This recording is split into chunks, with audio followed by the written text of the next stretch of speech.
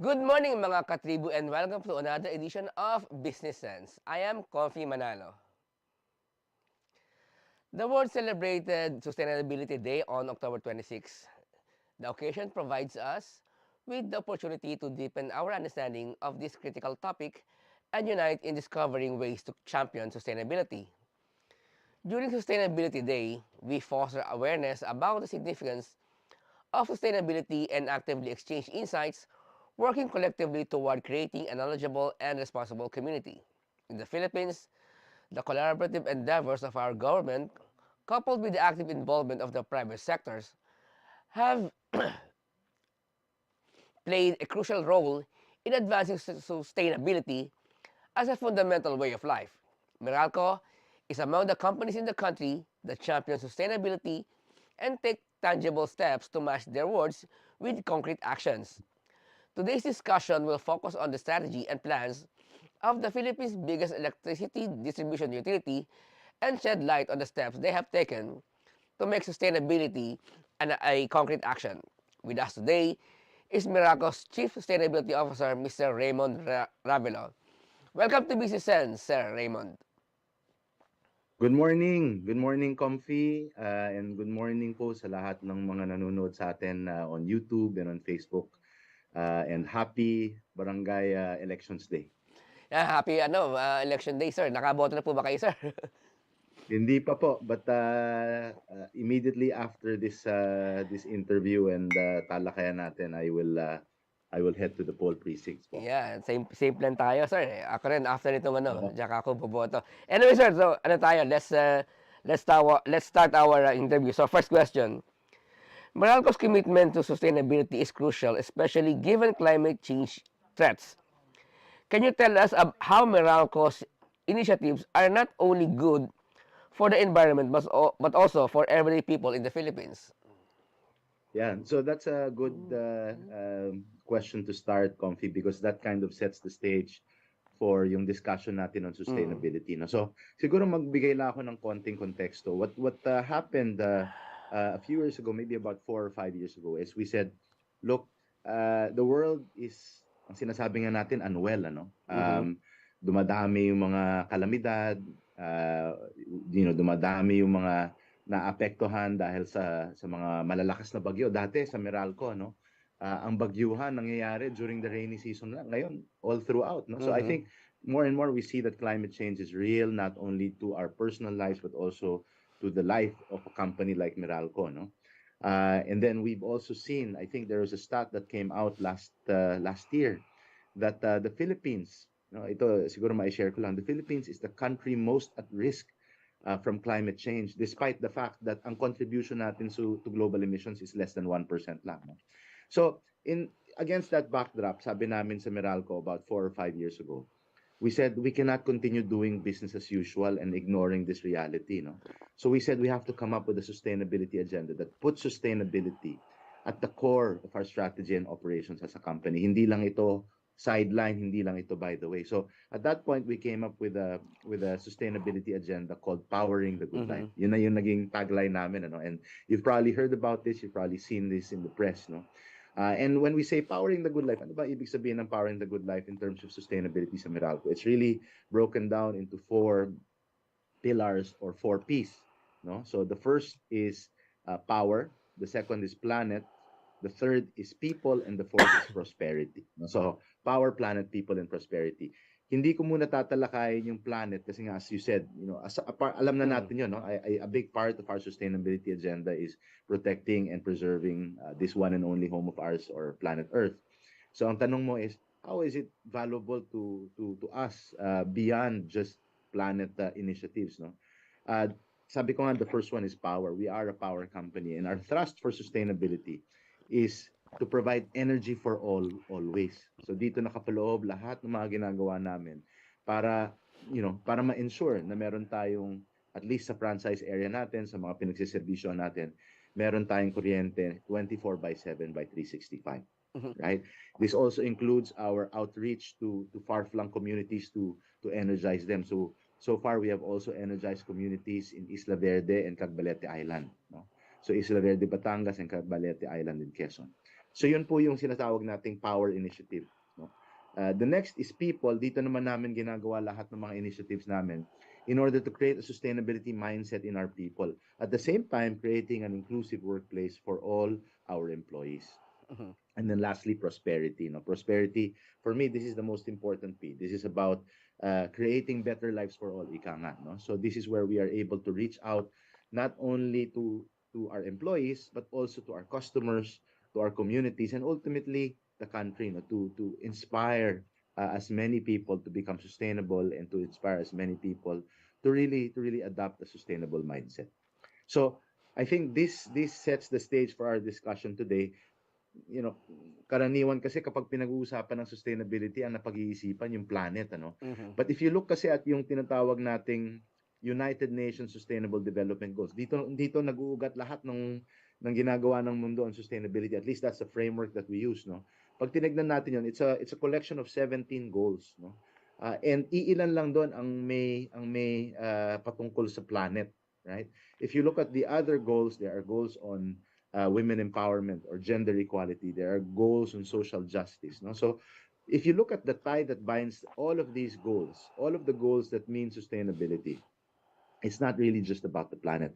Ultimately, it's about a better life for Mhm. everyone in the planet. No?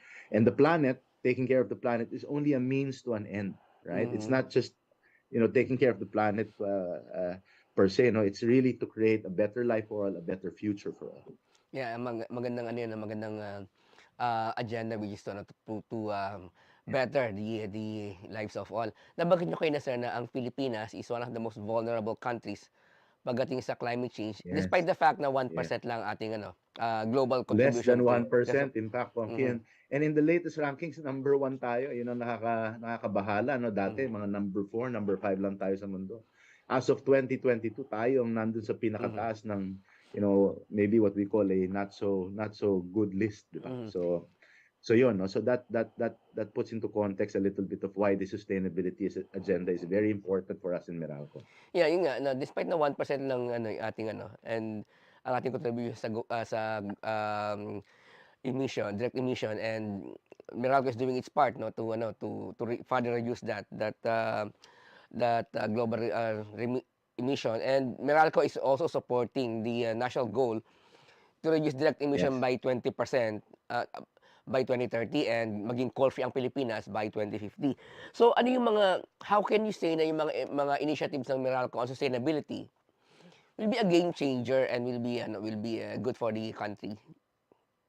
Yeah, so I think what you're referring to, Comfy, is yung sinatawag naming long-term sustainability strategy, no? So in as much as a lot of our initiatives today are about here and now, no? We already have crafted a plan that takes us all the way out to 2050. Sabi mo nga, ang ultimate goal namin sa Meralco is to be rid of coal or to be coal-free by or before 2050, no? And that long-term sustainability strategy, if you're able to take a look at the details. Ano yan, broken down into 3 waves, no? 2021 to 2030, 31 to 40, and then 41 to 50. So let me very briefly describe ano bang nakapaloob sa bawat wave na yan. Ano? So 2021 to 2030, this is where we will invest heavily in renewable energy Mhm. projects. So more heavily, no? While we already have some projects in the pipeline and some projects that are already online, iigtingan pa namin yan in the next this decade effectively. No? So this marks the beginning of Meralco's green energy shift.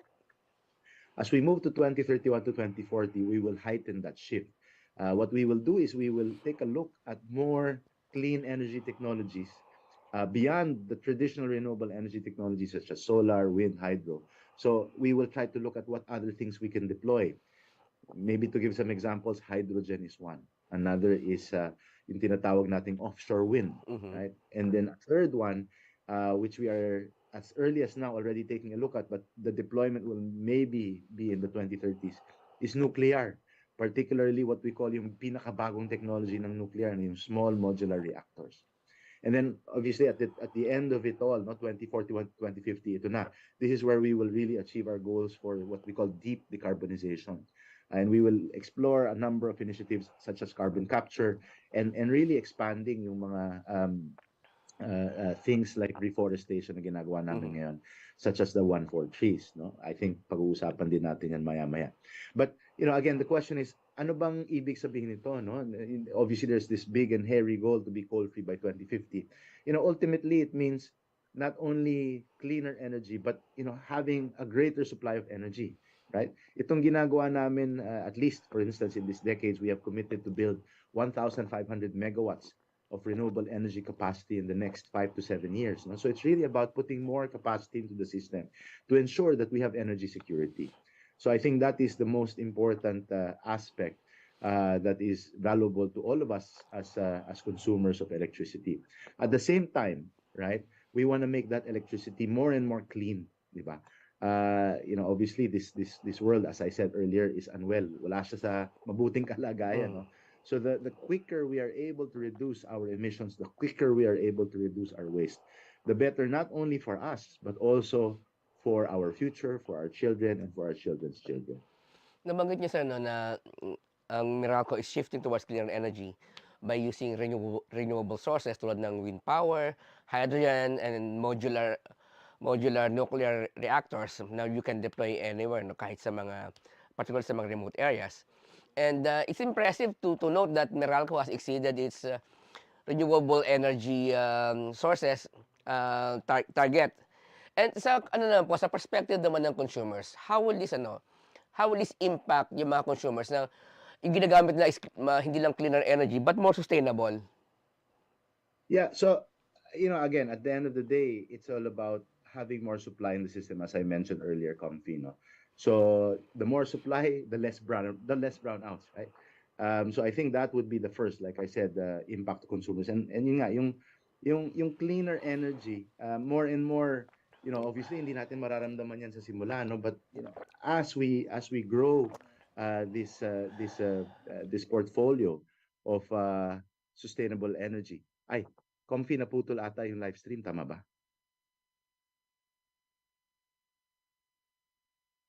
Hello?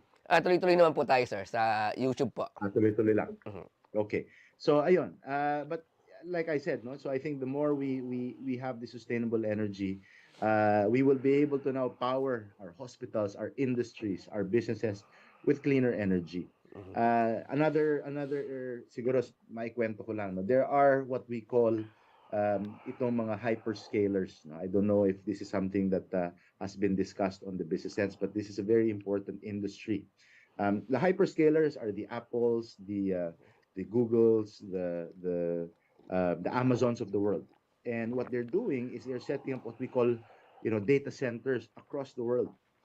And interestingly enough, itong mga data centers na ito, they have a very distinctive demand profile. Number one, they're very energy intensive. Collectively, itong mga data centers ito, pag tinignan natin, they actually consume about 3% of the electricity that is supplied by the earth. As an industry, so 3% sila ng kinukonsumo. So very energy intensive. And dahil nga doon, they have seen this as a responsibility on themselves to get more and more clean energy. So whenever they set up shop in different countries, including the Philippines, they say, ang requirement namin, hindi lang energy from the grid. We want clean energy and sometimes 100% renewable energy. No? So, anong ibig sabihin nito? If we are able, for instance, to create the Philippines as a real green energy hub, then maglo-locate itong mga hyperscalers dito sa Pilipinas. In fact, we're seeing a lot of local and international hyperscalers already setting up in the country. Yeah, I know. And this will also be a big boost to the Philippine economy. No? So again, ang requirement nila, they want energy security, they want energy to be there, but they also want that energy to be clean. So this is just a very concrete example of the benefits of having a very strong clean energy sector here in the Philippines. Yeah, and I we know. in Meralco are very supportive of that. When we discuss yung mga data centers na yan, no, na naglulaki dito. In fact, they already have I attended several launches ng data centers sa Pilipinas. Yes. Meron dito Marami sa na, Fairview, meron din sa Bataan, and all of them are really Yes. requiring clean energy. Renewable ang gusto nila. Very And clean energy. aside from this, aside from providing renewables power to data centers and yung mga household consumers, Meralco is also supporting yung paggamit, no, ng shift ng Sa transportation naman, pagdating sa Yes. paggamit ng electric vehicles. In fact, meron Meralco before, 'di ba, na e-vehicle na ruta ng jeep dito sa Yes. Yes. Makati. So, Makati Mandaluyong. can you Mm. elaborate on how these electric vehicles can change the game and make transportation more sustainable in the future? Well, that's a again very good question, and actually, Comfy, that's very near and dear my heart because apart from taking care of sustainability as a practice in all of Meralco, I also take care of our subsidiary company that is in electric mobility or green mobility. Ito yung tinatawag nating Movem Incorporated, which was formerly known as Isakay. No? So, ano nga ba itong shift to electric mobility? I think this is born of the fact that if you look at the most the industries across the world with the highest emissions, actually dalawa yan, right?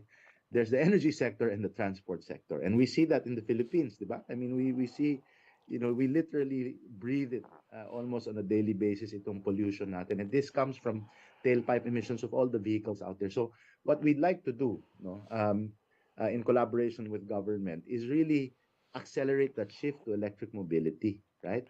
And really move into these new vehicles, right? And these are actually even smarter vehicles if you take a look at them. No? They're more technologically advanced. And we in Meralco, we're doing it in two respects. First of all, as a company, we're deploying more and more electric vehicles. Today, we have deployed about 156 electric vehicles already in our fleet. That represents Comfy about 7% of our fleet. Mhm. If you look at the Electric Vehicle Industry Development Act na naipasa last year, the requirement of the government is for companies and institutions to electrify about 5% of their fleet. So kami in Meralco, we've already electrified as early as today 7% na, no? And we are not stopping there. In fact, our goal is to electrify at least a quarter, at least 25% of our fleet by 2030. So pinapagpatuloy lang namin ito. So we're looking at deploying more electric cars, electric motorcycles, electric vans, even electric pickups, no? So yun, we will see more and more of this. In fact, in Metro Manila, among our business centers, 100% of the vehicles serving our business centers in Metro Manila are already electric. No? Mhm. So that's what we're doing internally. Effectively, we're walking the talk. But at the same time, we know that there are a number of companies out there that want to get into electric mobility. Hindi lang nila alam kung saan magsisimula. So we've established a company called Movem Electric, which is effectively a solutions provider, an end-to-end solution provider that provides not only the vehicles, but the charging stations and even yung mga sinasabi nating fleet management system. So through the years, we've been able to deploy over 200 vehicles and over 100 charging stations in collaboration with a number of our customers in the public sector, so government institutions, LGUs in particular, national government institutions, and also our private sector customers. So marami na rin ho kaming natulungan para may adapt itong electric vehicle. And ang hope namin is the country gets to a tipping point where more and more, the use of electric vehicles becomes commonplace and not just something that is novel and new. Yeah.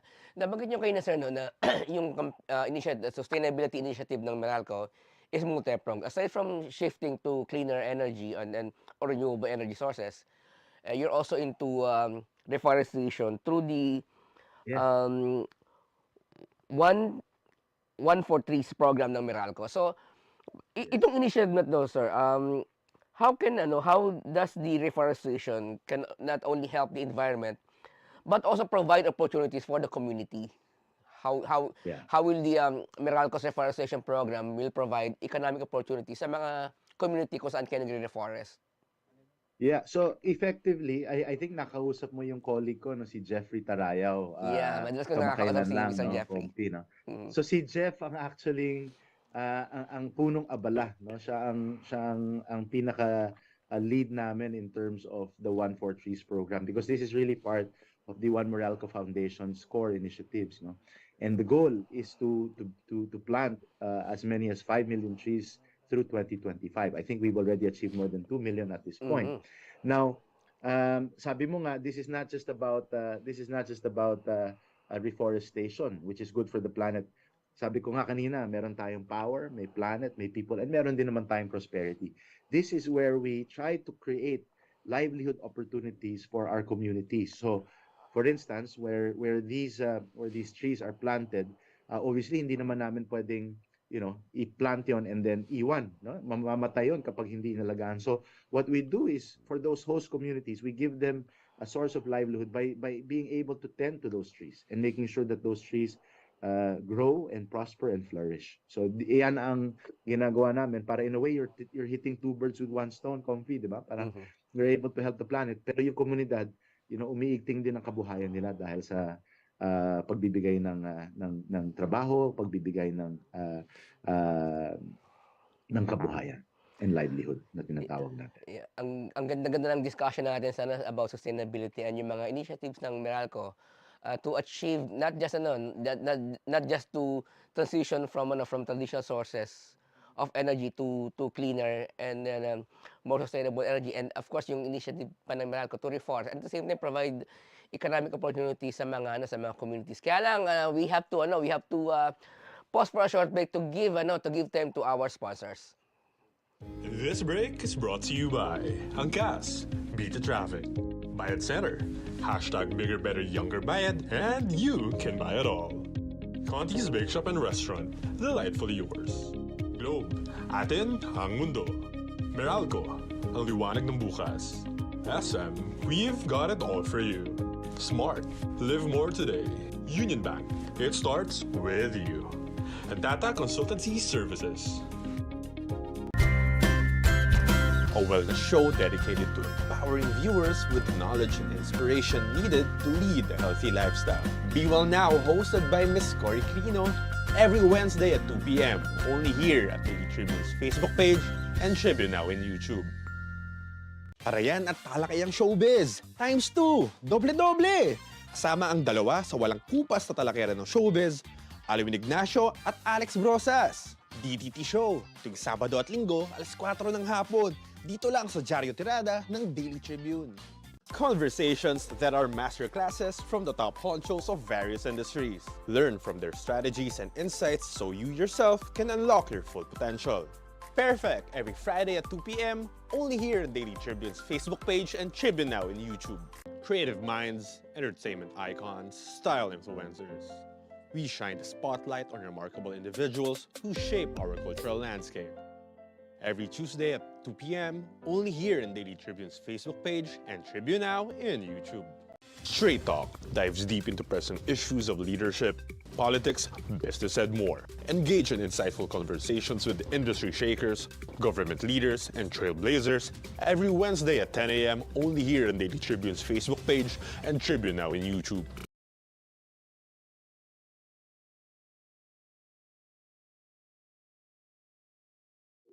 And we're back. You're still watching Businesses and still with us is Sir Raymond, Sustainability Chief ng Meralco. So sir, kanina napag-usapan natin yung mga yung shift ng Meralco towards cleaner energy, and of course yung mga reforestation initiative pa rin ng Meralco through One Meralco Foundation to provide naman opportunities din sa communities. So ngayon sir, pag-usapan naman natin yung Meralco's Diversity and Inclusion Program tulad ng Embrace that is really standing out. Can you share the inspiring stories of how this initiative is changing lives and setting an example for the energy sector? No, that's a very, very interesting question. And we get asked that a lot, no? Komfie, medyo kakaiba kasi itong programa namin. Sabi nga namin, no, ang sustainability well beyond the planet. Hindi lang ito about environmentalism, hindi lang ito about going green. It's about, as I said earlier, creating a better life, no, for all. Now, when we look at yung people pillar namin, ang isang pinakamalaking thrust namin dyan is really diversity inclusion. Diversity and inclusion. No? And there are multiple ways to talk about diversity and inclusion. Gender is our starting point. In particular in Meralco, it's about women representation and women empowerment. So, kaya nga namin tinawag na embrace ito because it's about being inclusive, di ba? As you know, a lot of things in Meralco start with the letter M. Meralco, may Empower, may MServe, may MGen. Ito naman sa amin namin, Embrace, di ba? So magandang naging pangalan nitong programa namin. Now, number one, it's about creating or bringing more women into the workplace, right? Mhm. Creating a higher women representation in Meralco. I'm actually very pleased to share that in Meralco, 22% of our workforce today is already women. If you look at the global energy sector average, it's about 13%. So we're close to double almost yung women average representation in the global energy sector. So we're quite proud of that fact, and we're not stopping there. We will continue to do that as we progress. Now, women representation is only one metric. The other metric is really progression. We want women to have a high level of engagement, a high level of progression in Meralco, and we're very, very serious about it. So one of the programs that or initiatives that we've put in place is itong tinatawag naming Yes You Can. No? So ang ginagawa namin, naghahanap kami ng mga women executives, and we allow them to really coach yung mga emerging top talents namin na women, because ultimately we want these women to progress in the workplace and go up the ladder here in Meralco. So we've been doing this for about a year plus now, and it's gotten a lot of energy, it's gotten a lot of support, and this has really created a lot of opportunities for our women leaders. We also have yung sinatawag naming line women program. So yung line crew kasi typically known as a male job, no? But sabi namin, why don't we test it out? Why don't we offer this to ladies and women? And so far, we've had very, very good response as well. We have a number of line women who are already in training right now, and very soon makikita natin itong mga line women in action, no? In fact, this program was started as early as 2013 or 2014, led of course by our human resources department, and this is a first in Southeast Asia. So again, very, very proud of this program. And then every now and then we publish online dito sa aming internal mail system yung mga tawag namin WINS, WINS, INS, no, women who inspire. So we try to talk about experiences of our executives, of our women leaders, to tell the entire employee base around their story, and hopefully really inspire others to go up the ladder, as I said, and really engage themselves in work here in Meralco. So at the start, at the start of our conversation kanina, you mentioned that the sustainability initiatives of Meralco is in support of the global program or global initiative through the United Nations Sustainable Development Goal. So yung mga ordinaryong Pilipinos, mga ordinary Juan, how can we support, what can we do and to show our support sa global goals na ito, na global initiative na ito, to achieve sustainable energy? Magandang tanong yan, because sometimes sustainability becomes a topic that is so highfalutin, but to bring it to the ground, I think if you look at each of these goals, again, marami about the planet, about preserving our water, preserving our resources. But if you look at it, there's a lot of things, such as sabi ko nga, gender diversity, social justice, and whatnot. No? So some of the things we can do to support the planet initiatives are very, very, very everyday, no, in terms of activities. No? Yun lang, pagtitipid po ng kuryente at pagtitipid ng tubig. That's something that will already greatly help our global environmental initiatives. In fact, we in Meralco, we have this program called Resource Conservation and Efficiency. Very conscious po kami sa electricity spend, electricity consumption, and water consumption and water spend. So if this is something we can do not only in the workplace but also outside in our own homes, malaking bagay na po ito. Reducing our waste. In Meralco, we have what we call our ban on single-use plastics. So if you notice, I was drinking out of a paper cup. Simula pa po noong 2019, pinagbawal na po namin ang single-use plastics dito sa Meralco. So ito sana, kung maaari natin gawin din po sa ating mga tahanan, ay malaking bagay din po ito. Recycling and reuse, no? So is another way to be able to reduce the waste in the environment. So try and, as much as possible, if we can reuse our materials, even better, no? Nakakatawa nga po yung anak ko.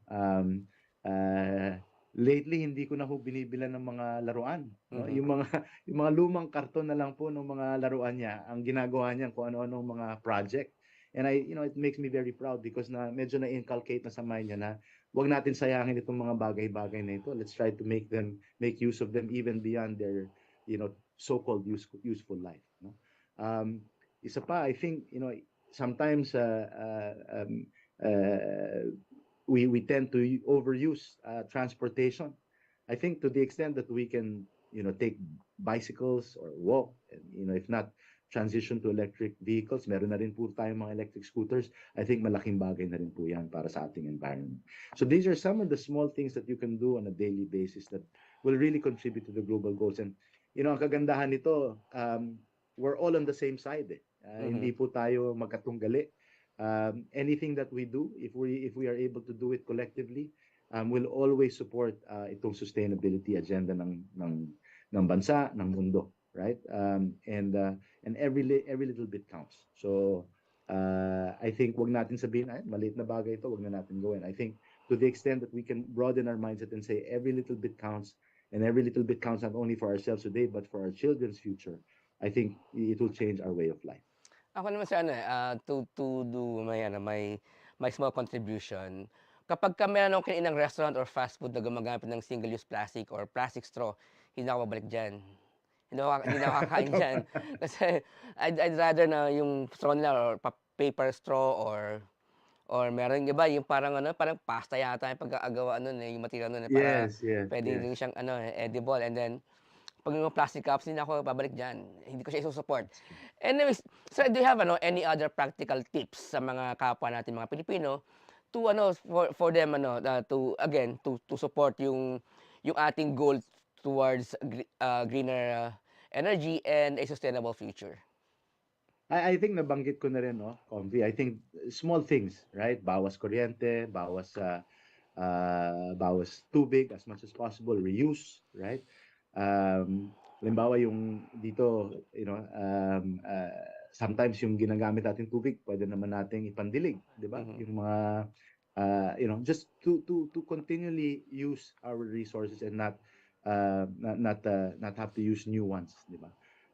And like I said, small things like transportation, kung pwede tayong maglakad, right? Let's do it. Obviously, medyo mahirap dito sa Pilipinas dahil mainit, maulan, but there are times hindi naman ganun kahirap, no? And let's do that. Carpooling is another thing that we can do. Or magbisikleta, sabi ko nga, we have a lot of these new vehicles, especially yung mga kick scooters. Siguro nakikita mo na yan, Komfie, even dyan sa BGC, no? May mga kick scooters na gumagamit, and those are all emissions free. So yun lang, no? I think to the extent that we can do that, I think we'll go a long way for sure. Really, time flies when you're having fun. Anyways, medyo nabitin tayo. Medyo nabitin tayo. Mabilis ang oras na habang ang maganda pa naman, very interesting ang ating discussion. So, sir, do you have any parting words to our readers and our viewers? Wala naman po, but in general, I'd like to say thank you for this opportunity. I think kami in Meralco, we are very proud of our sustainability agenda. We believe that in the last 5 years, we've done a lot.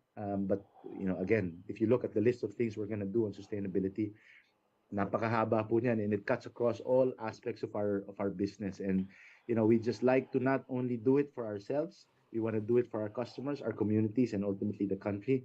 But at the same time, it's not just about Meralco, no? I think we want to get the message out there. We want to inspire and inform as many of our constituents to sana do the same, no? Because sabi ko nga, this is a team effort, no? Hindi tayo magkakatunggali, hindi tayo parang on one side. Kagabi nga po, di ba, meron sa UAAP, on one side of the arena may mga Ateneo, may one side may UP. Imagine, lahat po tayo on the same side, no? Dahil if we all win in this battle for sustainability, then we all live, right? But if we lose, we all perish as well. No? So sana pagtulungan po natin ito, and every little bit helps. Wag po natin iisipin na yung mga maliliit na bagay, hindi na makakatulong yan. It all adds up, Komfie. And so to the extent that we can do that, to the extent that we can share our knowledge to other people, I think will be very, very good. Again, not only for our today, for ourselves today, but also for our children's tomorrow. So maraming salamat po sa pagkakataon, and magandang umaga po sa inyong lahat. And thank you very much, Komfie, for a very good discussion. Salamat din po, Sir Raymond, at mga katribu. tandaan po natin, no, yung laban sa climate change ay laban ng lahat. So, sabi nga ni Sir Raymond, we are all the same side here. So, let us do all our contributions, no matter how small. Maglakad tayo kung kailangan. Gamit ng electric scooter kung hindi naman ganun kalayo or less, kung kaya ng fund natin, let's transition to electric vehicle and magtipid sa kuryente, tipirin natin yung paggamit natin ng tubig. Let's be smart, no, in our daily living. Baguhin natin yung lifestyle natin towards a clean and sustainable future. At kanina nga nabasa ko, meron akong nabasa ng 10 billion crabs nawawala sa Arctic Ocean dahil umiinit yung dagat natin. Hindi namamatay ang ating mga crabs. So hindi lang yung ating tinitirahan yung pagbaha nating problema, kundi pati yung ating food security apektado nitong climate change. So mga katribo, let us all do our part, let us all do our share, and let's try to have a clean living and clean lifestyle. Sa mga katribo, again, this has been Business Sense, and I am Komfie Manalo.